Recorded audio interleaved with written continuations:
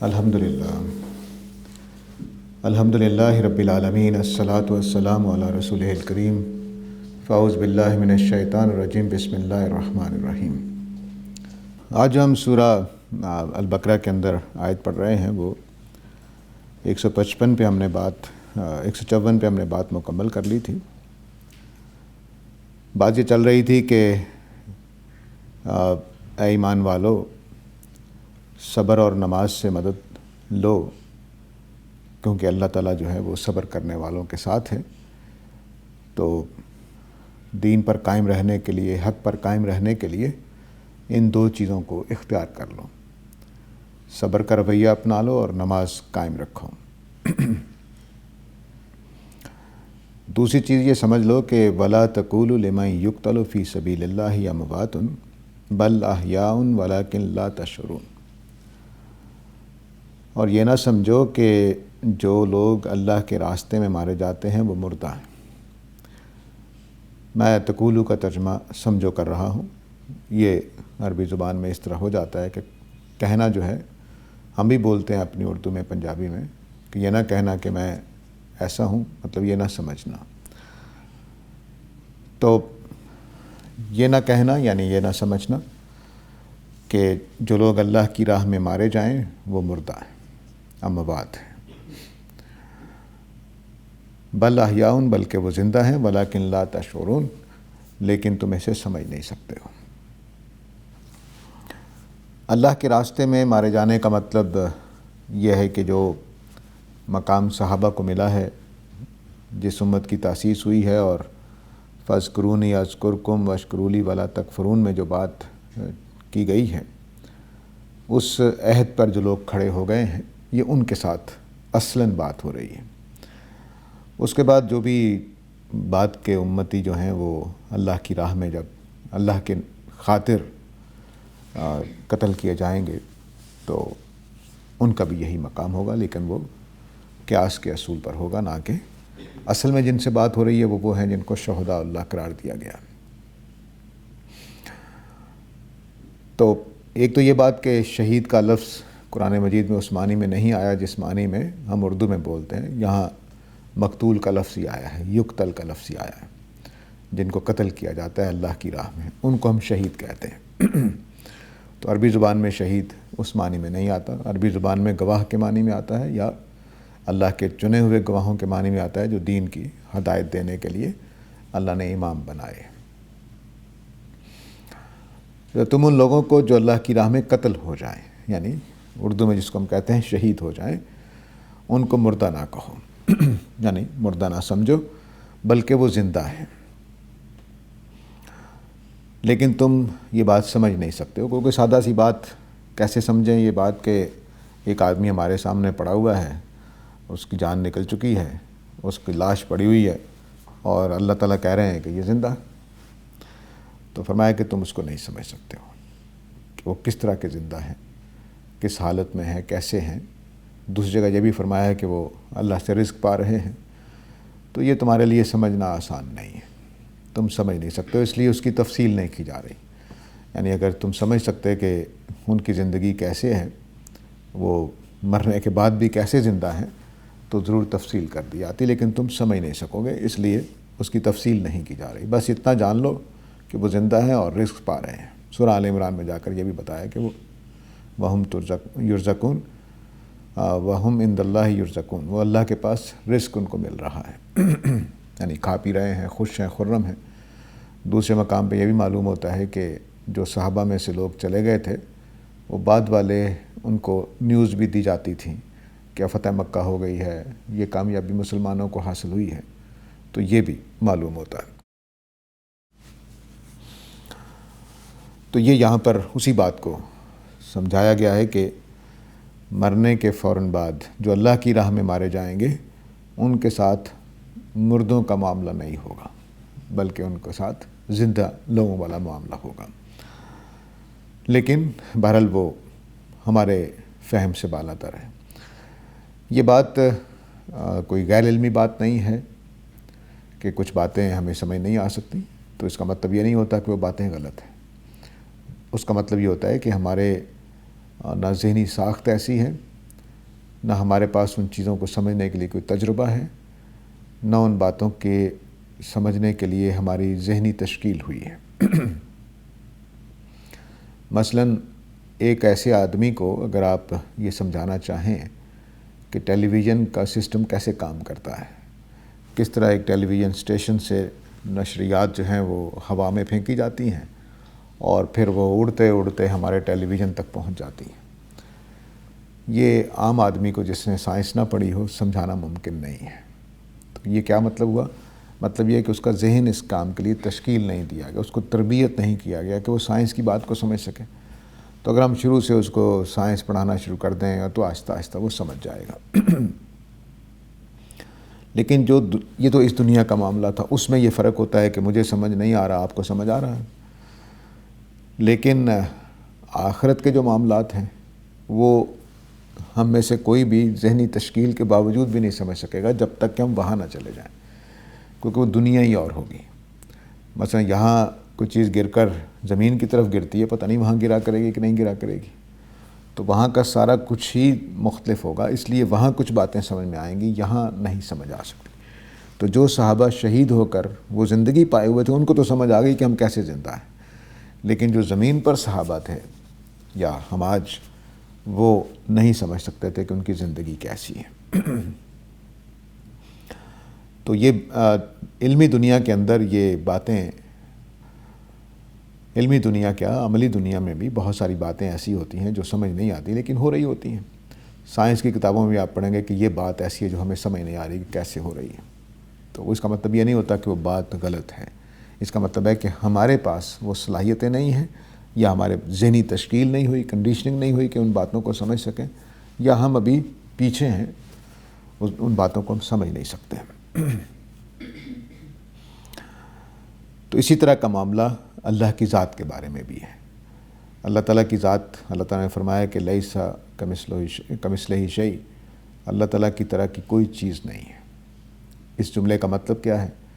اس جملے کا مطلب یہ ہے کہ مثال کے طور پر میں کسی دوسرے ملک میں گیا، وہاں میں نے کوئی پھل کھایا، تو میں آپ کو بتاؤں گا کہ بھئی میں نے ایک پھل کھایا ہے، ہمارے پاکستان میں تو نہیں پایا جاتا، لیکن اس کی شکل کیلے جیسی ہے، اس کا ذائقہ تربوز سے ملتا جلتا ہے، لیکن اس میں کنوں والی کھٹاس بھی ہے۔ تو یہ میں باتیں کر کے آپ کو بتا رہا ہوں کہ پھل کس طرح کا، کچھ نہ کچھ آئیڈیا آپ کو ہو جائے گا، لیکن بس کیونکہ ہمارے ملک میں وہ پھل پائے جاتے ہیں جن سے اس کی کوئی نہ کچھ چیزیں ملتی ہیں۔ لیکن اگر پاکستان میں اس طرح کا پھل کوئی ہو ہی نہ ذائقہ ویسا ہو، نہ اس کی شکل ویسی ہو، نہ اس کا گودا ویسا ہو، تو اب میں نہیں سمجھا سکتا۔ صرف یہی کہوں گا کہ میں آپ کو پارسل کر رہا ہوں، آپ اس کو دیکھ لیجیے یہ پھل کیسا ہے۔ تو خدا کی ذات دنیا میں کوئی چیز ویسی نہیں ہے، اگر ویسی ہو جائے گی تو پھر وہ خدا ہو جائے گی۔ تو اس لیے ہم نے وہ چیزیں دیکھی نہیں ہیں، اور اس لیے ہم خدا کو نہ سمجھ سکتے ہیں، اس کی ذات کو۔ بس کچھ صفات جو ہم نے دیکھی ہوئی ہیں اپنے انسانوں کے ہاں، اس کو ہم سمجھ جاتے ہیں کہ مہربان کس کو کہتے ہیں، یعنی رحمان رحیم کس کو کہتے ہیں، ہم اس کا کچھ آئیڈیا سمجھتے ہیں ماں کو دیکھ کر، باپ کو دیکھ کر، کسی شفیق انسان کو دیکھ کر، تو وہ صفات ہم سمجھ جاتے ہیں کیونکہ اس کی مثالیں موجود ہیں۔ لیکن جس کی مثال موجود نہ ہو ہم اس کو نہیں سمجھ سکتے، کیونکہ ہم ریلیٹ کر کے چیزوں کو ایک دوسرے سے کمپیریزن کر کے سمجھ جاتے ہیں۔ بعض اوقات الٹ سے بھی بات سمجھ جاتے ہیں، بعض اوقات مثال سے اس طرح کی چیز ہو تو سمجھ جاتے ہیں۔ تو اللہ کی ذات جو ہے وہ ہماری گرفت میں نہیں آتی، کیونکہ اس طرح کی کوئی مثال نہیں ہے۔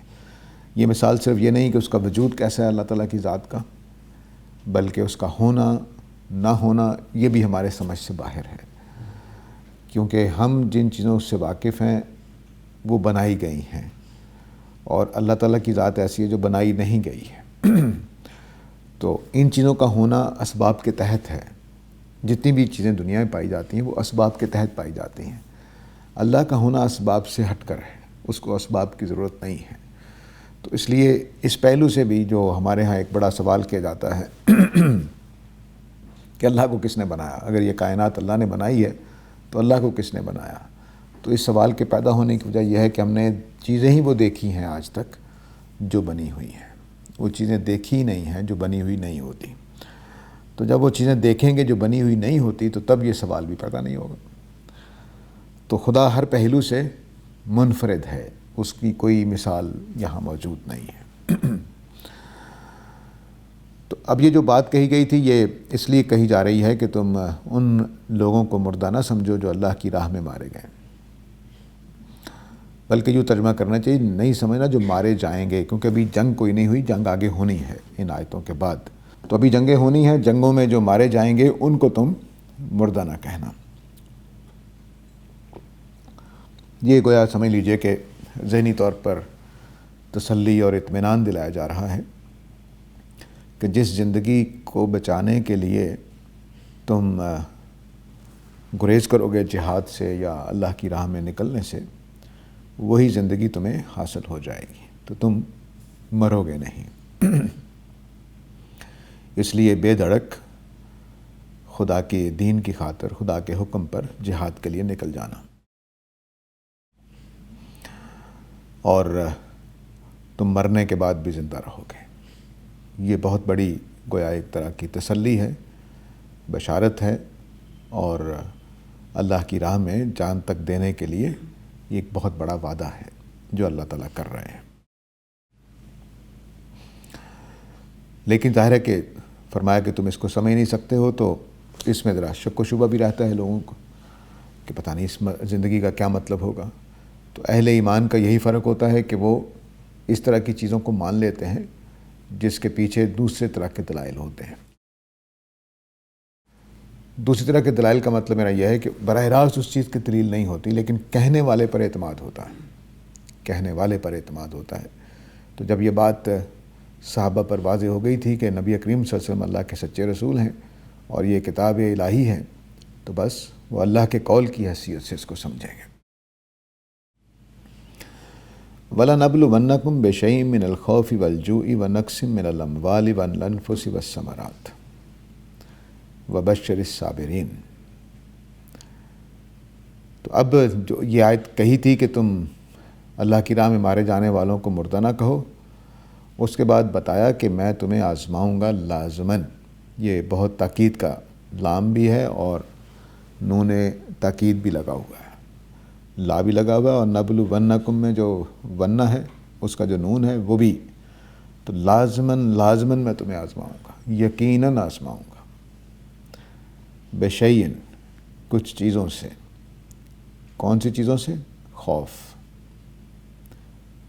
جو بھوک، نقص من الاموال مال میں کمی کر کے، نقصان کر کے، والانفس اور جانوں میں نقصان کر کے، والثمرات اور تجارت میں نقصان کر کے۔ یہ آیت بھی انہی لوگوں کے لیے ہے جن کو شہادت کے اس منصب پر فائز کیا گیا ہے، فاذکرونی اذکرکم میں جن کا ذکر ہوا تھا کہ وہ اللہ کے رسول کو پیدا کیا گیا ہے تاکہ وہ گواہی دینے والے بنے صحابہ پر، اور صحابہ گواہی دینے والے بنے لوگوں پر۔ ان لوگوں کی ہی یہ بات کہی جا رہی ہے کہ تم پر لازماً آزمائش آئے گی۔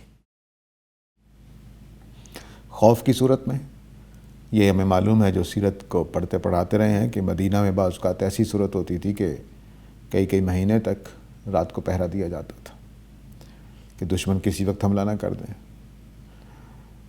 جو بھوک یہ جنگوں میں بھی پیش آئی ہے، اور جب تجارت چھین لی جاتی ہے، جب راستے روک دیے جاتے ہیں، اس وقت بھی بھوک کا سامنا ہوتا ہے۔ نقص من الاموال، اموال جو ہیں وہ عربوں کے ہاں دو طرح کے تھے، ایک اناج تھا اور ایک مویشی تھے، اور سونا چاندی بھی تھا۔ تو یوں سمجھ لیں 3 قسم کے اموال تھے۔ تینوں میں کمی ہو سکتی ہے، جانور مر سکتے ہیں، چوری ہو سکتے ہیں، اناج خراب ہو سکتا ہے، چوری ہو سکتا ہے۔ اسی طرح رقم، پاکستان اس وقت نقص من الاموال کی آزمائش سے گزر رہا ہے، تو یہ اس نوعیت کی چیز ہو جائے گی۔ والانفس یعنی جانیں ماری جائیں گی، ان کے اندر نقصان ہو جائے گا، کوئی ساتھی مارے جائیں گے، کوئی باپ، کسی کا بھائی، کسی کا شوہر، کسی کی بیوی، یہ اللہ کی راہ میں مارے جائیں گے۔ والثمرات اور تجارت مندی ہو جائے گی تجارت میں، یہ ساری آزمائشیں آ سکتی ہیں۔ قرآن میں قریش کے لیے بھی بتایا گیا کہ قریش پر بھی سال میں 1-2 دفعہ اللہ تعالیٰ کی طرف سے پکڑ آتی ہے، لیکن اس کو توجہ نہیں دیتے تھے۔ تو اس طرح سے یہ صحابہ کے لیے نبی کریم صلی اللہ علیہ وسلم کا ساتھی بننے کے لیے جس قسم کی آزمائش کی ضرورت تھی اس میں ان کو ڈالا گیا، اور نہایت سخت یعنی آزمائش ہے، یہ آسان آزمائش نہیں ہے۔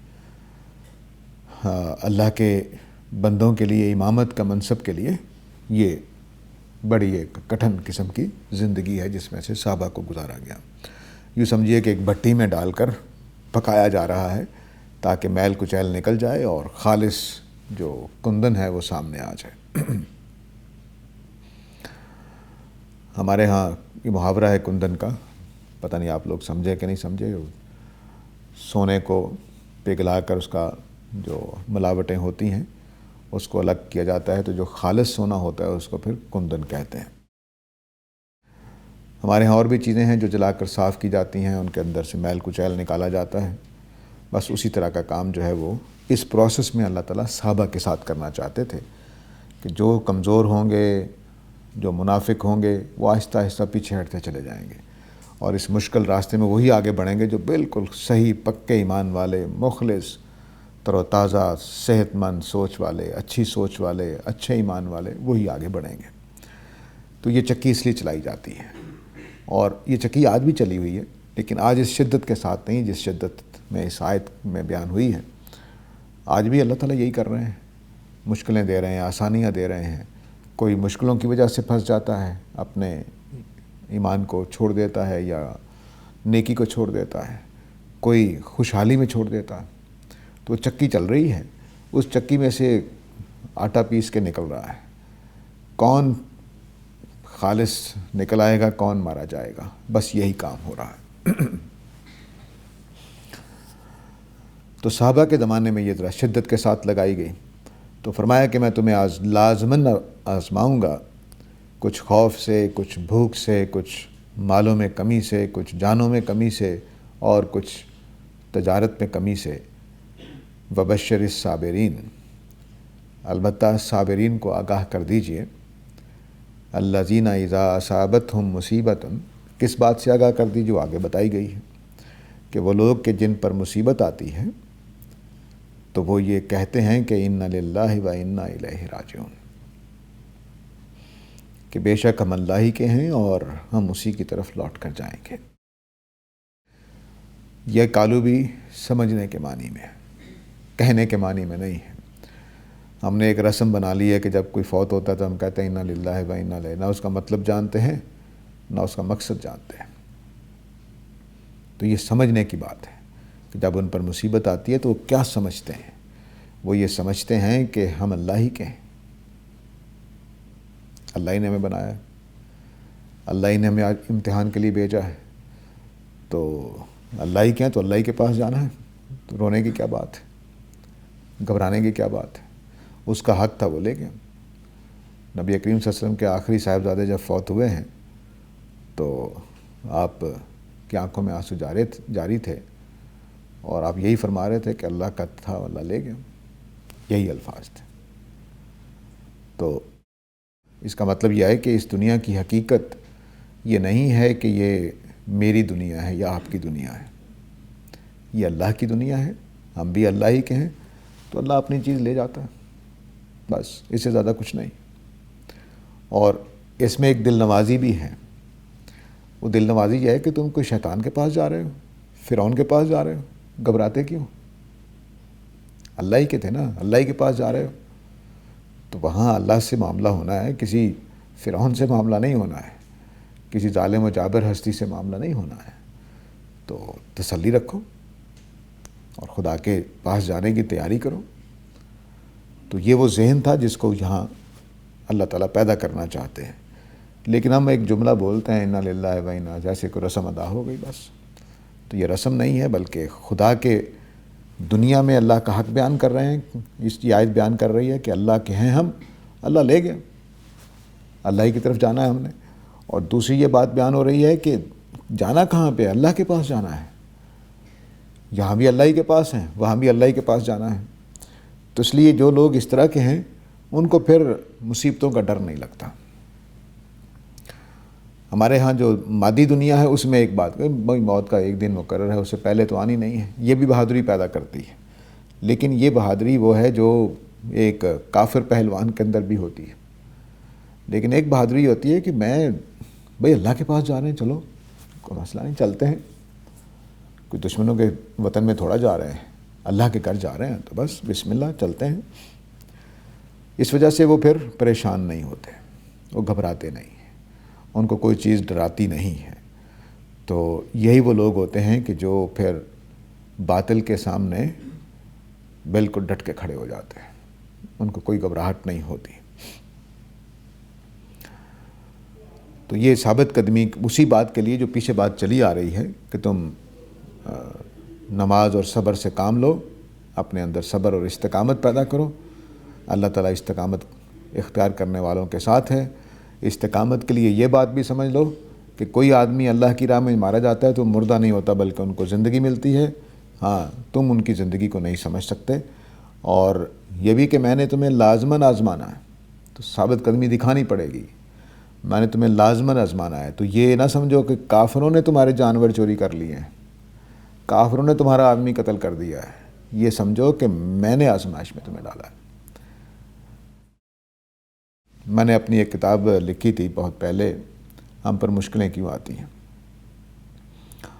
تو اس میں نے یہ جملہ لکھا تھا کہ ہر کام جو بھی آپ کے ساتھ برا ہوتا ہے تو اس کو یوں سمجھیے کہ خدا کی طرف سے امتحان کے لیے آیا ہے۔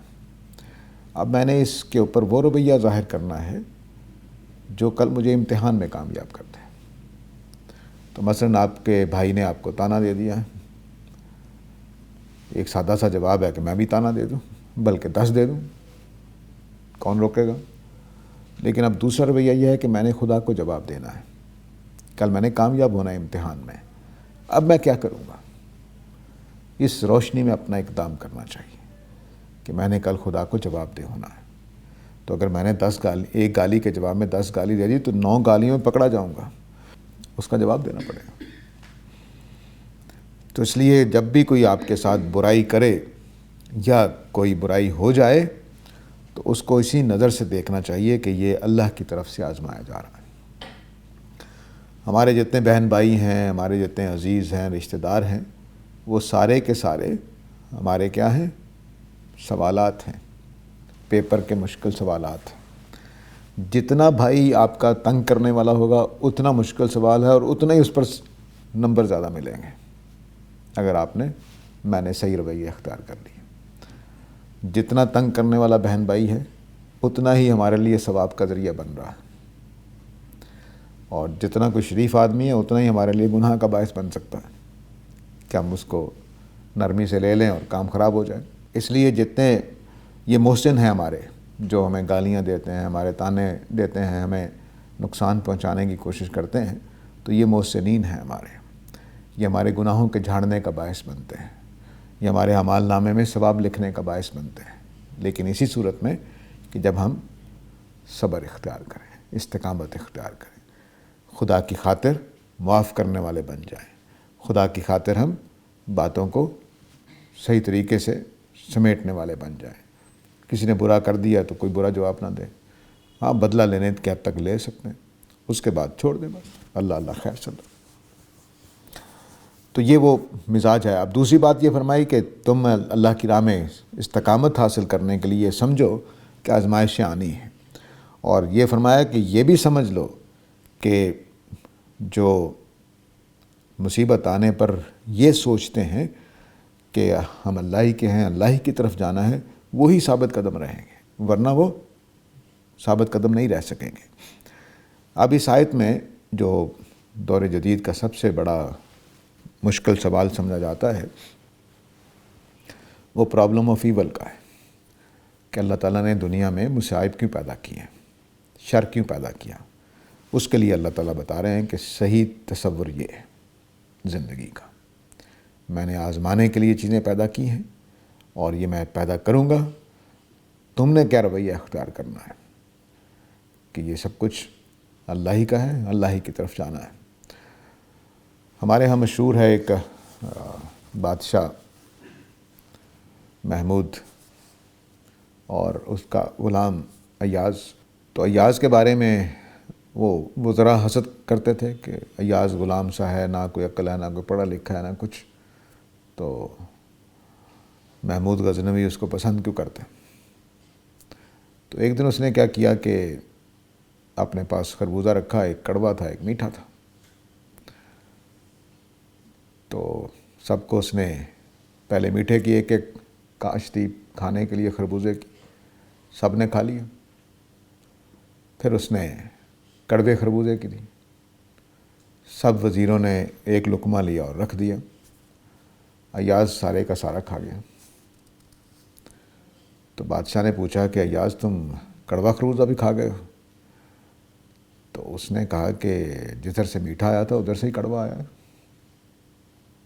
جدھر سے میٹھا آیا تھا تو اب میں چھوڑ دوں اس کو۔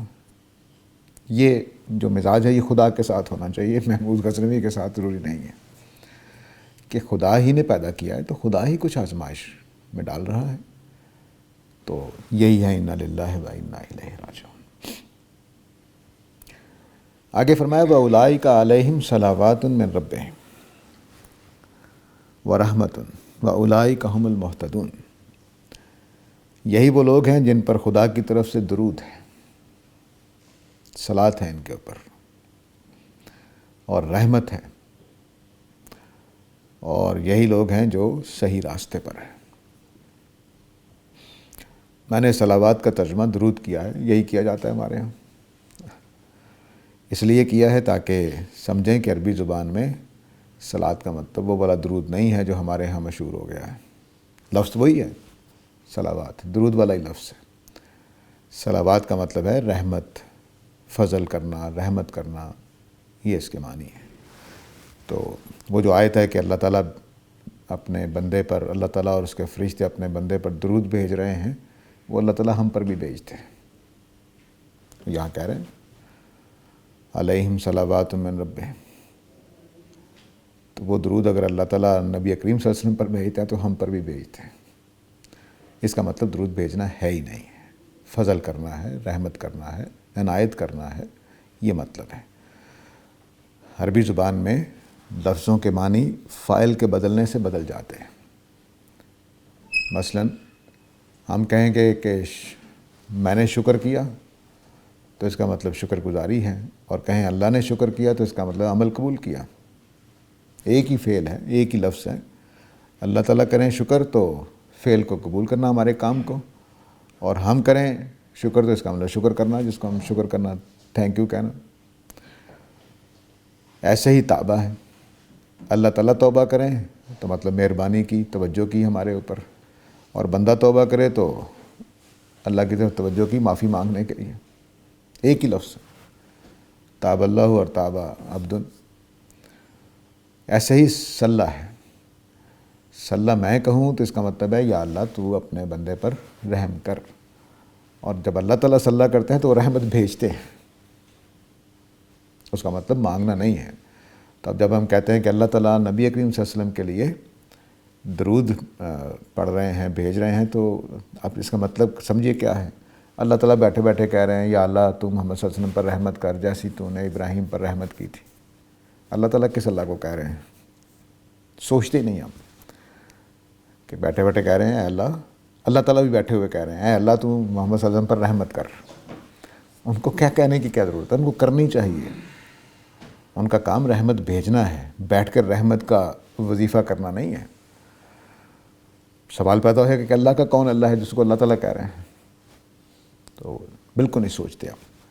بلکہ کسی نے لطیفہ سنایا اسی اتوار کو جو کل گزرا ہے، کہ ایک صاحب نے تقریر کرتے ہوئے فرمایا، معروف عالم تھے، کہ اللہ تعالیٰ کا ذکر تو ختم ہو جائے گا جب قیامت برپا ہوگی، سارے لوگ ختم ہو جائیں گے، لیکن نبی کریم صلی اللہ علیہ وسلم کا درود ختم نہیں ہوگا، کیونکہ اللہ تعالیٰ تو بیٹھے تسبیح کر رہے ہوں گے نا، اللہم صلی علی محمد۔ تو یہ وہ جرتیں ہیں جو ہم پیدا کر لیتے ہیں۔ تو اس لیے میں نے صلوات کا ترجمہ کیا ہے کہ اللہ تعالیٰ اپنے بندوں پر جو انا للہ کہنے والے ہیں ان پر بھی درود بھیجتے ہیں، یعنی رحمت بھیجتے ہیں۔ یہ واضح رہنا چاہیے۔ اولئک علیہم صلوات من ربہم، ان کے اوپر اللہ کی طرف سے درود ہے، رحمتیں ہیں، سلامتی ہے، فضل ہے، عنایات اور رحمت ہے۔ رحمت جو ہے وہ صلوات کے مقابلے میں تھوڑی جامع ہے۔ صلوات میں تو فضل اور عنایت اور یہ سب کچھ ہوتا ہے، رحمت میں ہدایت بھی شامل ہو جاتی ہے کہ قرآن کی ہدایت، انبیاء کی آئی ہوئی ہدایت ان کے نصیب میں آ جاتی ہے اللہ کی رحمت سے، یہ بھی اس میں شامل ہو جاتا ہے، اور شفقت اور مہربانی اور عنایتیں وہ بھی اس میں شامل ہیں۔ تو یہ جو لوگ ہیں جو مصیبت کے موقع پر یہ رویہ اختیار کرتے ہیں، ان کو بتا دیجئے کہ جو لوگ اس طرح کرتے ہیں ان کے لیے خدا کی رحمتیں ہیں۔ جو بشر صابرین تھا وہ یہ ہے، اب اس کا جواب پورا مکمل یہ ہوا ہے کہ وہ صابرین جو مصیبت کے موقع پر انا للہ و انا الیہ راجعون کا شعور رکھتے ہیں، ان کے اوپر خدا کی طرف سے درود، فضل، عنایات اور رحمتیں ہیں، اور یہی لوگ سیدھے راستے پر ہیں، صحیح روش پر ہیں۔ یہ ظاہر ہے کہ اب جو بات چلی تھی قبلے کی تبدیلی کی، تو کما ارسلنا فیکم رسولا والی جو آیت تھی 151، وہاں سے بیچ میں یہ بات آ گئی تھی کہ قبلہ تبدیل کرنے کا مسئلہ کیوں پیدا ہو گیا ہے۔ تو یہ بتایا تھا کہ میں نے رسول کو بھیجا اس لیے ہے تاکہ وہ تمہیں دین سکھا دے صحیح طرح سے، اور پھر اس لیے بھیجا ہے کہ تم اس عہد پر قائم ہو جاؤ جس عہد پر رسولوں کی قوم قائم ہوا کرتی ہے، یعنی فاذکرونی اذکرکم والا عہد جو تھا۔ اس کے بعد پھر اس عہد پر قائم رہنے کے لیے کچھ نصیحتیں کی ہیں، وہ نصیحتیں اب یہاں ختم ہو گئی ہیں، تو دوبارہ مضمون بیت اللہ اور تحویل قبلہ کی طرف چلا گیا ہے۔ تو بیچ میں یہ 3-4 آیتیں، اس کو ہم کہتے ہیں جملہ معترضہ۔ جملہ معترضہ کا مطلب اعتراض نہیں ہوتا، بلکہ باتوں کے بیچ میں کوئی بات آ جاتی ہے۔ تو جیسے میں ابھی درس قرآن دے رہا ہوں سورہ بقرہ کا، لیکن بیچ میں درود کا مسئلہ میں نے چھیڑ لیا، تو یہ جملہ معترضہ تھا، اب میں واپس قرآن کے درس پہ آ گیا ہوں۔ تو اس طرح کا یہاں پر بھی ہوا کہ بات جو چل رہی تھی قبلے کی تبدیلی کی، اس کی حکمت بتائی، اس کا سنبھالنے کے لیے اس کے جو استقامت ہونی چاہیے تھی وہ بتائی، اور اب دوبارہ مضمون وہیں پر آ گیا، ان الصفا والمروۃ من شعائر اللہ، کہ جو صفا اور مروہ ہے وہ اللہ تعالیٰ کی شعائر میں سے ہے۔ شعائر شعیرہ کی جمع ہے، اور اس کے سادہ لغوی معنی علامت کے ہیں، کوئی نشان مقرر کر دیا، کوئی علامت مقرر کر دی، اور لیکن یہ اس طریقے کو بھی کہتے ہیں جو خدا کی طرف سے مقرر کردہ ہو، اور یوں سمجھ لیجئے کہ دین کا جو ایک نظام سا بنتا ہے اس کو بھی شعیرہ کہہ سکتے ہیں۔ تو ہم یہ ترجمہ کر سکتے ہیں کہ صفا اور مروہ خدا کے دین کا جو پورا نظام ہے اس میں سے 2 چیزیں ہیں، یعنی یہ سینس اس کی بنے گی، یا اللہ نے جو شریعت، شرائع، احکامات مقرر کی ان میں سے یہ 2 چیزیں ہیں، یا اللہ نے جو محرمات قائم کیے، جو قابل احترام چیزیں بنائی ہیں ان میں سے یہ 2 چیزیں ہیں۔ یہ سارے مفاہیم اس کے ممکن ہیں۔ تو صفا اور مروہ یہ 2 پہاڑوں کا نام ہے، جو حج کرنے جاتے ہیں یا دین سے واقف ہیں ان کو پتہ ہے کہ ان دونوں کے درمیان سعی کی جاتی ہے، 7 چکر لگائے جاتے ہیں، تو یہ انہی 2 پہاڑوں کا نام ہے۔ اب تو غالباً جو رستے بن گئے ہیں پہاڑوں کا تاثر کم رہ گیا ہے، لیکن بہرحال پرانے جو جدید سہولیات سے پہلے جو حج کرنے جاتے تھے ان کو معلوم ہے کہ 2 پہاڑوں کے درمیان بھاگا جاتا ہے۔ تو صفا اور مروہ ان 2 پہاڑوں کے نام ہیں جن کے درمیان حج اور عمرے میں سعی کی جاتی ہے۔ قرآن مجید نے اس کو سعی نہیں کہا، طواف کہا ہے۔ اس کی ایک وجہ میں جب اس کا ذکر آئے گا تو کروں گا۔ تو صفا اور مروہ دونوں کے دونوں خدا کے علامتیں ہیں، خدا کی مقرر کردہ 2 پہاڑیاں ہیں، خدا کے دین کے اس پورے ڈھانچے میں سے ایک حصہ ہے۔ شاعر جو ہیں وہ احترام کی چیزیں بھی ہوتی ہیں، پابندی کی چیزیں بھی ہوتی ہیں، اور وہ محرمات بھی ہوتی ہیں، ان سے بچا بھی جایا جاتا ہے، یعنی ان کی توہین نہ کی جائے، ان کے خلاف کوئی اقدام نہ کیا جائے۔ یہ ساری چیزیں اس کے اندر ہوتی ہیں۔ تو اللہ تعالیٰ نے جو ہمارے لیے دین مقرر کیا ہے اس میں کچھ عبادتیں بہت اہمیت رکھتی ہیں۔ ان عبادتوں میں ایک عبادت قربانی کی ہے۔ قربانی کے معنی یہ ہے کہ بندہ اپنی جان دینے کو تیار ہے۔ اب آپ دیکھیے کہ اوپر جو جان دینے کا معاملہ تھا اس کے ساتھ صفا کا تعلق بھی ہے۔ اوپر تھا نا کہ جب ان کو مردہ نہ کہو جو اللہ کی راہ میں مارے جائیں، تو صفا و مروہ کا ایک معنوی ربط بھی ہے اس کے ساتھ، کہ صفا اور مروہ میں جو صحیح ہے وہ دراصل وہ صحیح ہے جو ابراہیم علیہ السلام نے اسماعیل علیہ السلام کو لے کر کی تھی، کہ میں اس کو آپ کے گھر پر نظر کرنے لگا ہوں، اپنے بیٹے کو، جب وہ ان کو قربان کرنے گئے تو 7 چکر لگائے۔ جو اللہ کے گھر پہ وارنے کا مفہوم ہم جو پنجاب میں اردو میں کہتے ہیں وارنے کا مفہوم، وہی مفہوم ہے اس کا بھی، سعی کا بھی اور طواف کا بھی، کہ ہم اپنے آپ کو خدا کے گھر پہ وار دیتے ہیں۔ تو وار کے کیا کرتے ہیں؟ چیز پھینک دیتے ہیں، ضائع کر دیتے ہیں، تلف کر دیتے ہیں۔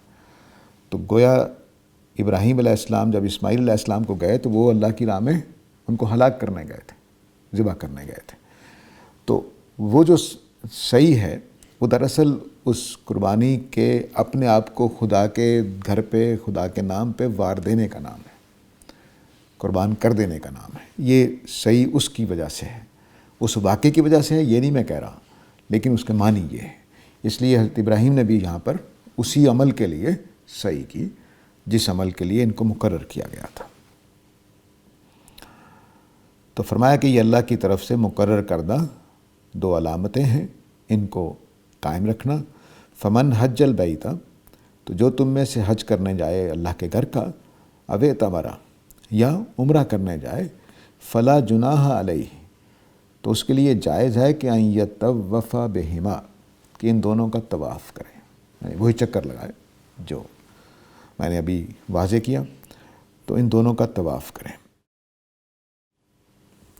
اب یہ جو ہے نا فلا جناح علیہ، اس سے کچھ مفسرین کو یہ خیال ہوا کہ غالباً عربوں کے ہاں یا صحابہ کے ہاں یہ سوال پیدا ہوا کہ یہ پتہ نہیں ہے بھی کہ نہیں دین میں، کیونکہ کہتے ہیں کہ صفا اور مروہ پر بت رکھ دیے گئے تھے، اس وجہ سے لوگوں کو خیال ہوا، یا یہود نے یہ صفا اور مروہ کو گولی کر دیا ہوا تھا، جیسے میں پیچھے ہی بتا چکا ہوں کہ مروہ کو موریا کر دیا ہوا تھا، یا اس طرح کی چیزیں۔ تو یہود اعتراض کر رہے تھے کہ یہ تو صفا و مروہ تو کوئی چیز نہیں ہے، یا خود صحابہ کے دلوں میں سوال پیدا ہوا کہ صفا پر بھی بت پڑا ہوا ہے، مروہ پر بھی پڑا ہوا ہے، تو کیا یہ اللہ نے مقرر کیا تھا یا بتوں کی وجہ سے قریش نے بنا لیا تھا؟ تو فلا جناح کا انہوں نے یہ مطلب لیا کہ اللہ تعالیٰ کہہ رہے ہیں کہ نہیں اس میں کوئی گناہ نہیں ہے، تم کرو، صفا اور مروہ اللہ ہی کے نشانات ہیں، یہود کی بات بھی غلط ہے اور یہ بتوں کا رکھنا بھی غلط ہے۔ لیکن یہ جملہ لازم نہیں ہوتا کہ پیچھے کوئی اعتراض ہی ہو، قرآن مجید میں بے شمار مقامات پہ آیا ہے، تو یہ صرف مشروع کرنے کے لیے بھی ہے کہ تمہیں اس میں کوئی گناہ نہیں ہے، تم کرو، یہ بالکل ٹھیک ہے، نیکی کا کام ہے۔ تو فلا جناح علیہ ان یطوف بہما کا مطلب ہے کہ یہ نیکی کا کام ہے، اس کو کرو۔ اس لیے اگلا جملہ ہے ومن تطوع خیرا، جو بھی نیکی کا کام اپنی مرضی سے کرتا ہے تو فإن اللہ شاکر علیم، اللہ تعالیٰ، اب دیکھیے شاکر آیا ہے، ابھی میں نے بات کی تھی کہ صلوات اللہ تعالیٰ درود بھیجنے کا مطلب کیا ہے، اس سے شاکر ہے کہ اللہ تعالیٰ شاکر ہے، میں شاکر ہوں گا تو شکر کرنے والا اللہ ہے، تو عمل قبول کرنے والا، تو فرمایا جو نیکی کرے گا تو اللہ تعالیٰ اس کے عمل کو قبول کرنے والا ہے۔ ٹھیک ہے، باقی وضاحت کرتا ہوں میں۔ تب جو جملے کا مطلب ہے کہ یہ نیکی ہے، صفا اور مروہ کی صحیح کرنا، اور یہ نفلی عبادت ہے، یہ حج اور عمرے کا لازمی حصہ نہیں ہے، فرض نہیں ہے، تو یہ نیکی ہے لیکن نیکی نفلی طور پہ رکھی گئی ہے۔ تو جو بھی جائے وہ اگر حج کرتے ہوئے عمرہ کرتے ہوئے ان کا طواف کر لے تو کوئی گناہ نہیں ہے، نیکی ہے، جو بھی نیکی کرے گا وہ اپنی طرف سے اس کو میں اجر دیتا ہوں، میں اس کا عمل قبول کرتا ہوں، کیونکہ اللہ تعالیٰ شاکر ہیں اور علیم ہیں۔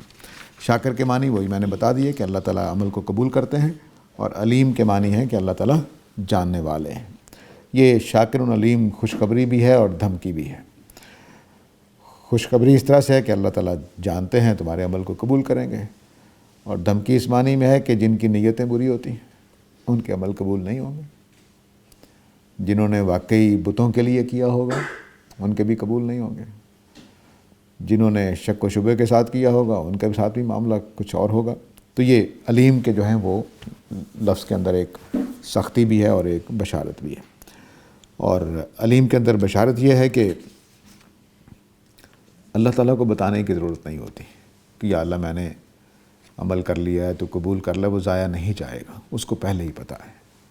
تو کوئی عمل ضائع نہیں جاتا جو آدمی اللہ کے لیے کرتا ہے۔ تو یہاں روک لیتے ہیں بات کو، وقت ہو گیا ہے۔ وآخر دعوانا الحمدللہ رب العالمین۔